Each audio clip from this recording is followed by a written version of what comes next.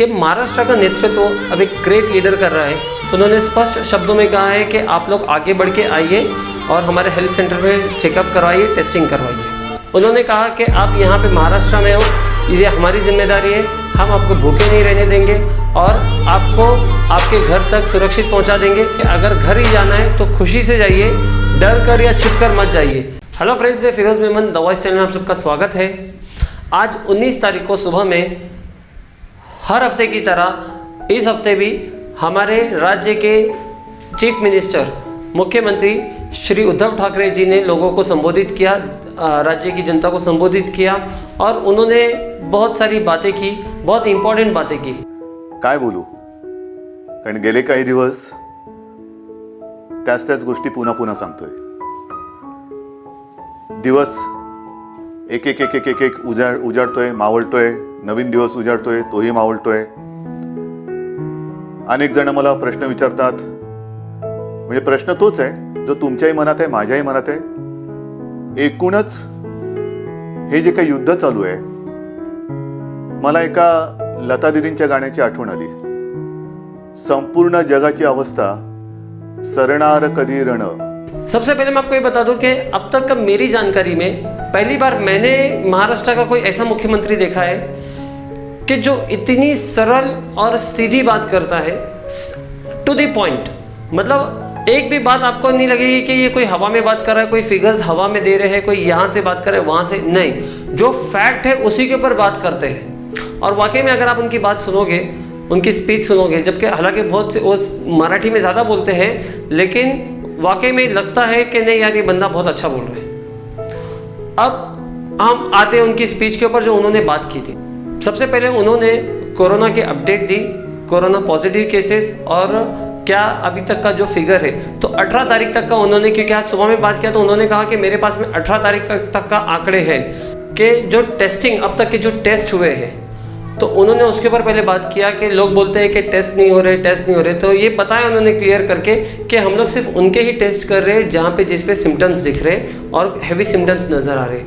तो अब तक के जो महाराष्ट्र के अंदर टेस्टिंग हुई है वो हुई है 66,766। अब तक के उतनी टेस्टिंग हो गई और इसके अंदर उन्होंने बताया कि 95% टेस्ट नेगेटिव आए हैं।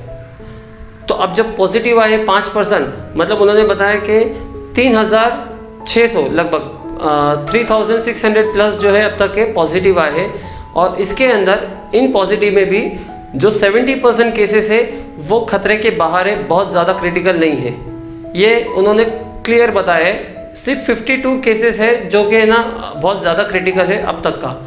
और ये भी बात हुई जब उन्होंने बताया कि डॉक्टर्स के साथ में ना उनकी बातें होती ही रहती है। तो डॉक्टर्स ये बताते हैं, जो भी कंसर्न डॉक्टर्स है, कि उनके पास जो पेशेंट आ रहे हैं कोरोना पॉजिटिव, वो ऑलरेडी ना बहुत ज़्यादा क्रिटिकल होके आ रहे हैं। तो इसके लिए जो है कंडीशन ज़्यादा ख़राब हो रही, रिकवरी जो है नहीं हो पा रही। अब तक का उन्होंने बताया है कि 350 से ज़्यादा रिकवर हो चुके हैं पेशेंट और वो डिस्चार्ज हो चुके हैं। तो यहाँ पे अभी एक आंकड़ा हम लोगों को देखने के लिए मिल रहा है कि कहीं ना कहीं पॉजिटिव साइन है कि जो बढ़ते हुए पेशेंट है वो कम हो रहे हैं और रिकवरी रेट ज़्यादा है, ये उन्होंने बताया। तो उन्होंने सबसे रिक्वेस्ट की है कि अगर आपको ज़रा भी सिम्टम्स नज़र आते हैं, मतलब कि ड्राई कफ है या तो आपको फीवर है, तो आप फ़ौरन जो हेल्थ सेंटर है वहाँ पे जाके चेकअप कराइए। कोई भी घर की दवा, इधर उधर की जो गोलियाँ जो बुखार उतारने के लिए या खांसी के लिए रहती वो ना लेते हुए फ़ौरन हेल्थ सेंटर में जाए और वहाँ पे प्रॉपर चेकअप कराए। इससे क्या होगा, अगर जल्द से जल्द कोरोना का पता चल जाता है तो उससे लड़ने में या उसको ट्रीट करने में ज़्यादा आसानी होती है। ये खुद डॉक्टर्स का कहना है। इस तरह से हमारे मुख्यमंत्री बता रहे थे। अब उन्होंने इसके बाद एक बहुत अच्छी बात बोली है कि बहुत से लोगों को एक ये फीलिंग आती है कि अगर मुझे कोरोना हो गया और लोगों को पता चल गया तो लोग मुझे अलग नज़र से देखेंगे, मतलब इस तरह से देखेंगे कि यार इसके पास तो जाना नहीं, इसके पास इससे बात नहीं करना, इसको कोरोना हो चुका था। बोले ऐसा कुछ नहीं है। महाराष्ट्र ऐसी संस्कृति का राज्य नहीं है कि लोग इतनी बात पे जो है एक दूसरे को छूत अछूत की बातें करें। तो ये बात उन्होंने बहुत अच्छी कही। तो आप जो भी है वो डरिए मत, और इसीलिए ज़्यादा लोग जो है वो टेस्टिंग नहीं करवा रहे या अपने सिम्टम्स छुपा रहे हैं। तो उन्होंने स्पष्ट शब्दों में कहा है कि आप लोग आगे बढ़ के आइए और हमारे हेल्थ सेंटर में चेकअप करवाइए, टेस्टिंग करवाइए। इसके बाद सीएम साहब ने कहा है कि हमने पूरे महाराष्ट्र को 3 जोन में डिवाइड कर दिया है। हर एक ज़िले को अलग अलग जोन में डाला गया है, रेड, ऑरेंज और ग्रीन। जो ग्रीन जोन है इसका मतलब कि वहाँ पे एक भी कोरोना पॉजिटिव नहीं पाया गया अब तक के, तो उनको ग्रीन में रखा गया है। और वहाँ की सारी बाउंड्री सील कर दी गई है, वहाँ पे किसी को एंट्री नहीं है, किसी की एग्जिट नहीं है। जो भी होगा विद इन द लिमिट होगा, मतलब डिस्ट्रिक्ट के अंदर ही, पूरे ज़िले के अंदर ही वो सारी चीज़ें वहाँ पे मूवमेंट होगी। और दूसरा है ऑरेंज। ऑरेंज जोन में जहाँ पे कोरोना पॉजिटिव कम पाए गए हैं और उसके बाद में वहाँ पे बढ़ोतरी नहीं हो रही है और कम हो रहे हैं, मतलब अगर 5-6 है और उसके बाद में नंबर्स नहीं बढ़ रहे हैं वहाँ पे, तो उनको ऑरेंज जोन में रखा गया है। और रेड जोन जैसे कि जो हॉटस्पॉट है कोरोना के, जहाँ पे रेगुलर केसेस बढ़ते जा रहे हैं, जैसे कि मुंबई है, थाने है, फिर पुणे है, तो यहाँ पे रेगुलर केसेस बढ़ते जा रहे हैं, तो इनको रेड जोन में रखा गया है। और यहाँ पे अंदर ही विद इन अ लिमिट भी जो है सारी मूवमेंट बंद कर दी गई है। इसके बाद में उन्होंने कहा है कि कल 20 अप्रैल, कल से बहुत सारी चीज़ों के अंदर रियायत दी जाएगी, बहुत सारी चीज़ें स्टार्ट हो जाएगी। तो जैसे कि प्रधानमंत्री ने बताया था, उसी के ऊपर उन्होंने कंटिन्यू किया है कि जो अत्यावश्यक चीज़ें हैं जैसे कि खाना पीना, मेडिसिन, ये तो अभी भी चालू ही थी। इसके साथ में जैसे कि हाईवे के ऊपर ट्रक्स आना जाना, जो ट्रक्स अटके हैं, जो गुड्स जिसके अंदर इलेक्ट्रॉनिक्स वगैरह, जो व्हीकल्स वगैरह जो अटके हैं कहीं पे, तो उनका आना जाना स्टार्ट हो जाएगा। लेकिन जो प्राइवेट गाड़ियां हैं, जो प्राइवेट लोग हैं, जो पब्लिक ट्रांसपोर्ट है, ये 3 मई तक बंद ही रहेगा। 3 मई तक का कोई भी पब्लिक ट्रांसपोर्ट, चाहे वो रेलवेज हो, बसेस हो या तो एयरवेज हो, ये सारी की सारी चीज़ें जो है बंद रहेगी। और उन्होंने साथ ही साथ ये भी कहा है कि जब 3 मई आ जाएगी तब भी हम लोग एकदम से स्टार्ट नहीं कर सकते, क्योंकि एकदम से स्टार्ट करने का मतलब ये होता है कि फिर से गैदरिंग स्टार्ट हो जाएगी और हो सकता है कि कोरोना का जो संक्रमण है वो बढ़ जाए या तो वापस से आ जाए। उन्होंने बताया है कि इसका ग्राफ ऊपर जाता है, नीचे आता है सारा, जैसे कि इटली में हुआ, अमेरिका में हुआ, चाइना में हुआ। उन्होंने सारी केस हिस्ट्री पढ़ के ही उन्होंने बताया है कि ये ऊपर नीचे होने वाली चीज़ें हैं, तो हम लोग एकदम से इसको ओपन नहीं कर सकते। उन्होंने एक और बात पे जोर दिया कि जो न्यूज़पेपर डिस्ट्रीब्यूशन है उसके ऊपर रोक लगाई जाए।